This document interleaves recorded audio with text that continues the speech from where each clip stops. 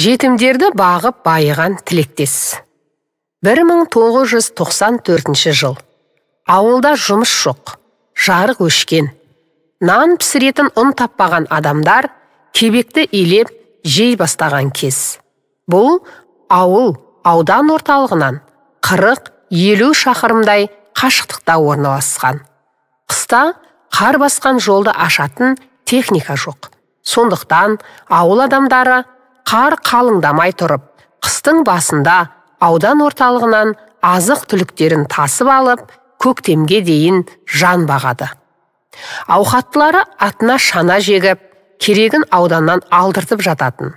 Сол жылдың күзінде араға аз уақыт салып, бірінен соң бірі ерлі зайыпты адамдар қайтыс болып, артынан улап-шулап 5 қыз жетім қалды. О дүниелік болған ата-аналарының туыстары ақылдаса келіп, қыздарды жетімдер үйіне өткізбек болып, ауданнан автобус шақыртады. 30 жылдан астам совхоздың қойын бағып, адал еңбегімен үлесін қосқан сол ауылдың тұрғыны тілектес, жетім қыздарды өз қамқорлығыма аламын деп, елдің ішін дүр сілкіндірді. Мұндайды күтпеген ауыл басшысы: сіздің бұл шешіміңіз сауапты іс, бірақ өзіңіздің 4 қыз бен 1 ұлыңыз бар. Солардың үстіне мынау 5 қызды алсаңыз қалай асырамақшысыз? Жұрт өзінің 1-2 баласына азық пен киімді қайдан аларын білмей жүргенде, 10 баланың салмағы ауыр тимей ме? Деп тоқтатпақ болды. Бірақ белді бекем буған тілектестің алған бетінен қайтпайтынына көзі жеткен ауыл басшысы жалғыз өзі шешім қабылдауға шамасы жетпеген соң аудан әкіміне хабарласады. Көп күттірмей аудан әкімі де ауылға келеді. Ол да ары-бері айтып көндіре алмаған соң: олай болса, сіз 1 қызды алыңыз. Біреуін ауыл басшысы, біреуін мектеп басшысы, біреуін аудандық білім бөлімінің басшысы алсын, деп шұбырта жөнеледі.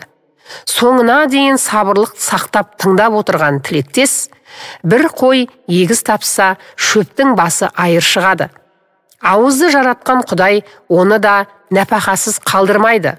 Асыраушы Алла, ал мен себепкер ғанамын. Жетімдіктің не екенін мен жақсы білемін. Әкемнен 3 жаста, анамнан 12 жасымда айырылып қалдым.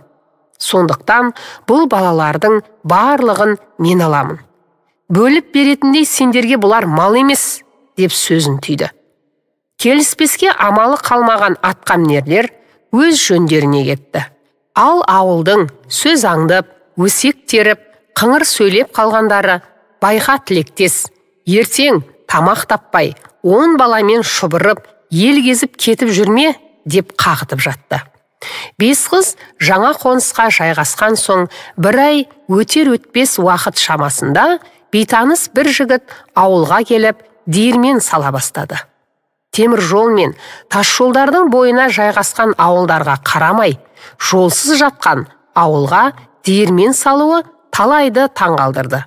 Десек те, бидайларын өктіріп, алуға келіп кететін, көліктермен баратын жеріне жетіп алатын, мүмкіндікке қол жеткізген ауыл тұрғындары үшін бұл диірмен құтты болды.